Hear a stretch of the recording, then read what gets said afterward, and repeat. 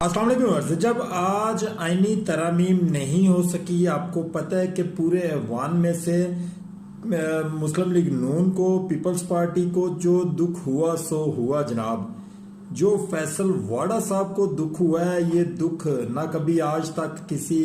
Senator को हुआ है और ना शायद आने वाली कभी मेरी जिंदगी में ऐसा किसी सेनेटर को दुख हो।